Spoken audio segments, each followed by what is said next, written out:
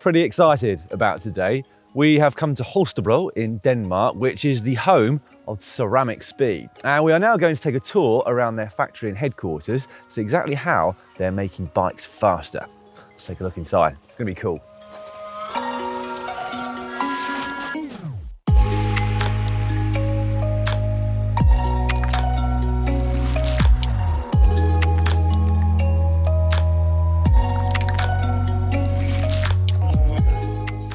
The aim of CeramicSpeed is pretty simple, to make bikes faster by saving watts and to make them more reliable as well. Their product line currently includes bearings for your bottom bracket, for your wheels and also for your headset, plus jockey wheels and also a coating for your chain called UFO.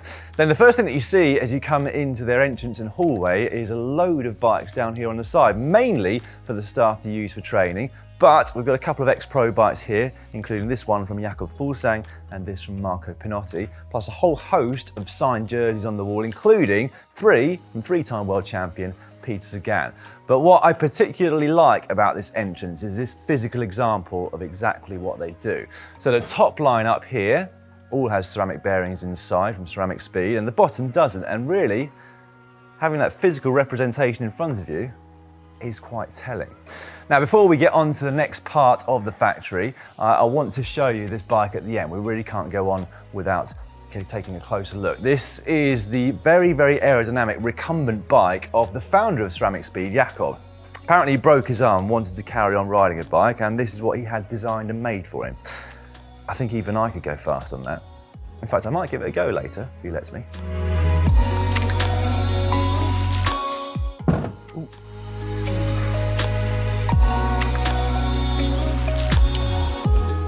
It's a bit claustrophobic.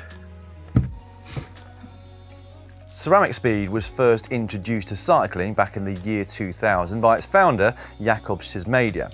He first used ceramic bearings himself back in 1998 and became the first person to surpass 500 kilometers in 24 hours on inline skates. And he did so in a supermarket because it was faster. And it's that same tunnel vision, that same attention to detail and drive that he brings to all the products that CeramicSpeed now produce. And every single one of those products is handmade right here in Denmark. Before we go on with the factory tour proper, just want to show you quickly into this small workshop.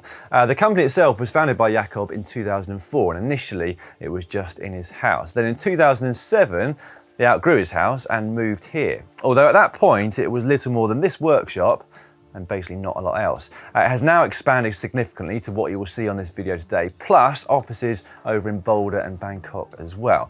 This workshop is now used for prototype parts as well as a place for the staff to work on their own bikes. So to give you an example, the 3T bike that you see here has got a prototype oversized pulley wheel system for 1x group sets to help reduce the friction there. Pretty cool though that the staff get to work all these great tools on their bikes. Right, let's go over to the production room now. That's where they are making OEM bearings and upgrade kits for the likes of Trek, Canyon, Zip and Specialized.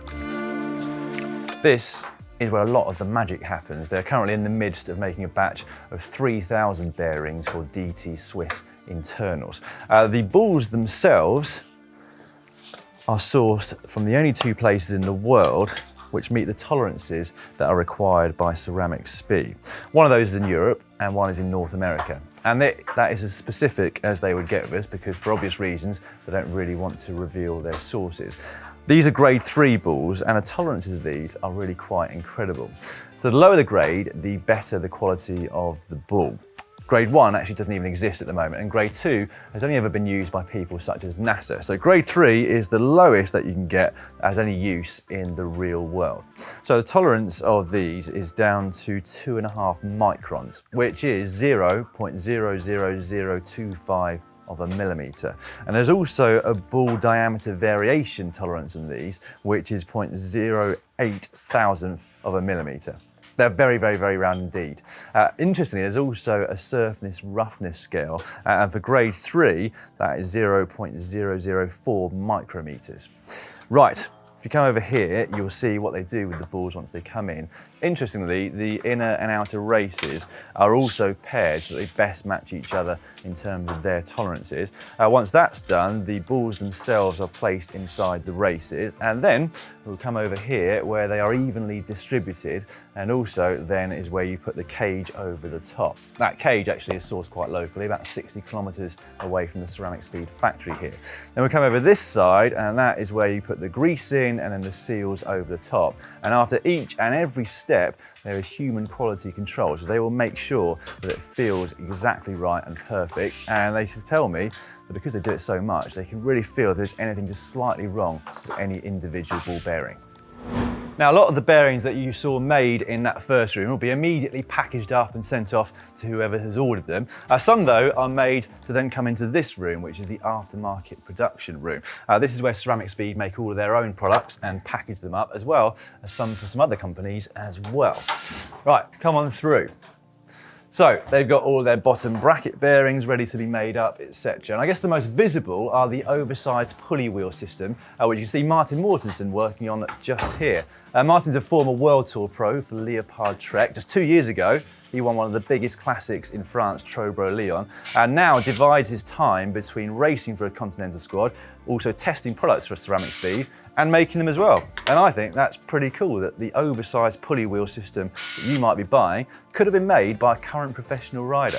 Now, as I mentioned, they also make some aftermarket upgrade kits for other companies. Got a couple of examples here, Colnago, and also, what have we got here, Trek as well. And then what I really like over here is the fact that although they are only official suppliers and sponsors to 3 World Tour squads, Quickstep, Bora and AG2R, lots of the other World Tour squads will send their bottom brackets and sometimes hubs to be upgraded here in Denmark. So even if a team is not visibly using CeramicSpeed at the very top level of the sport, they could well be. In fact, they probably are. Once each of the products is finished, it will go to quality control one last time, and it's all packaged up here and then ready in this stock room to be delivered to whoever's ordered it. It might be the national distributor, it could be a retailer, or even direct to the public. So for example here, you've got the oversized pulley wheel system, and then if people want just the jockey wheels themselves, you've got those too. It really is the best of bike porn right here. But what I want to do is take you over the road now, which is where the R&D department is, because there's some pretty cool stuff happening over there. Just before we get to that R&D department, I've got to show you a few bits that we've seen just here. 75% of CeramicSpeed's business is with sport, which is mainly cycling, but 25% caters for industry, and we have a few examples of their products just here. We also have the example of a ceramic ball right next to a steel one. And there's a very good reason why the ceramic balls are a lot more expensive, because the process to make them is very long. Basically, you start with silicon nitride, where it is then sintered and experiences pressures of 1600 bars in a press. It also experiences temperatures of 1200 degrees centigrade as well. But not only are they a lot more durable, a lot rounder, they're also 58% lighter than their steel counterparts. So as you can see, some rather large bearings for industry here, but at the other end of the scale, we've just been shown these, which are some incredibly small bearings for use up in space somewhere. 1 millimeter in diameter, or if you want to be exact, 1.00013 millimeters. Hopefully you'll be able to see them on the screen. And then just before we finish, take a look at this. This is from about 18 months ago when they first produced 3D printed pulley wheels made from titanium. How cool do they look? The pulley wheels are hollow, and even the spokes on those wheels are hollow as well. I think you've got to agree with me, that looks pretty sexy. Probably doesn't mean what I hope it means. Here we are then in the R&D testing room. One of the first things that you see is quite a few partner products. There's a Colnago C64 frame over there, and then some lightweight wheels as well. Reason being that a lot of the partner companies will, in the very first part of the design process, send their product up here to CeramicSpeed so that this company can then best spec the bearings that are perfect for their new product.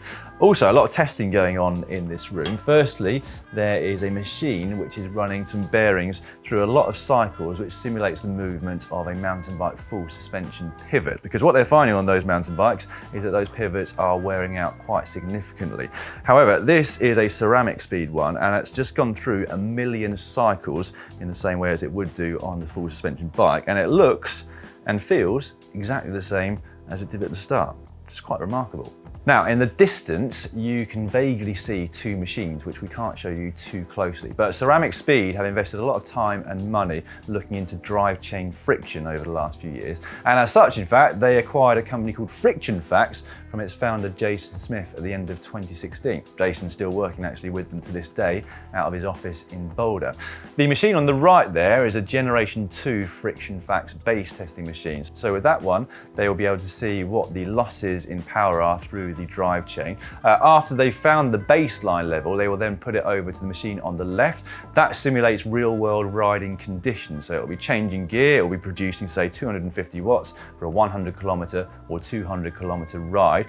After which it's then put back over to the baseline machine where they can see what's happened over the course of that ride. They've been doing a lot of testing over the last few years on different lubrications, which leads us nicely on to the next part of the factory.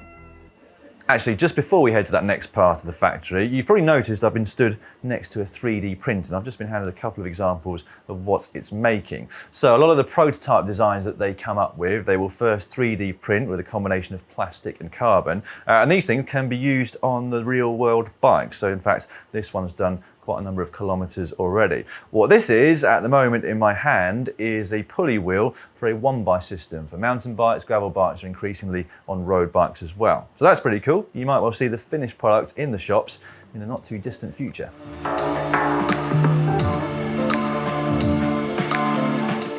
We are now in the inventor's office, where there are a whole load more machines that test the durability of various products. This, as you can see, is a huge wheel drum, and on the wheel drum are two rather large bumps. So when this thing is in action, it really puts the wheel through their paces, and they can angle it slightly as well to put more stress on the central bearings there at the hub. Now, I understand these particular wheels have done millions of kilometers, or at least the hubs themselves have, not naming names, but they've broken a few rims in the process. And then onto the chain side of things. If you have a look over here, I love this machine.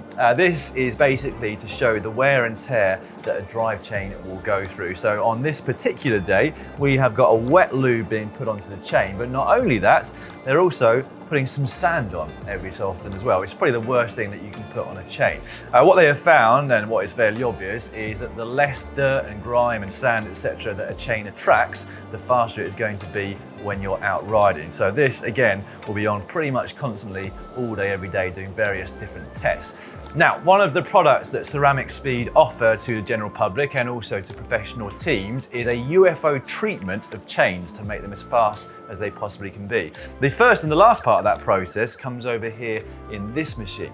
Now, when you very first get a Shimano or KMC chain, it's actually not as fast as it could be. There are various imperfections, and it does gradually get faster over the first couple of 100 kilometers. And this is what this machine will do, so that once the riders eventually receive their chains, they are as fast as they possibly can be. So if I switch this on here, this will stretch the chain ever so slightly until it gets to that sweet spot.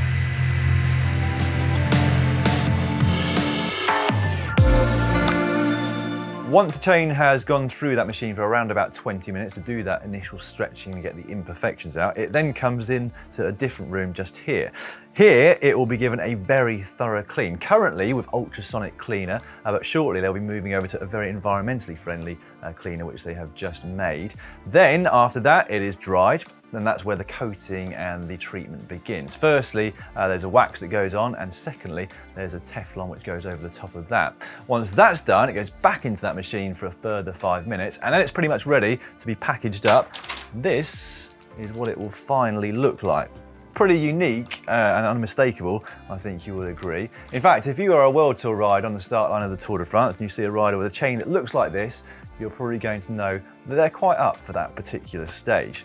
Now, this treatment will last these days for around about 600 kilometers. Initially, when they were first producing them, that was down at about 200, so 3 times the lifespan. So it really is for use on special occasions, but it does work because it will give you in the region of 3 to 5 watts of an advantage when you're riding at 250 watts.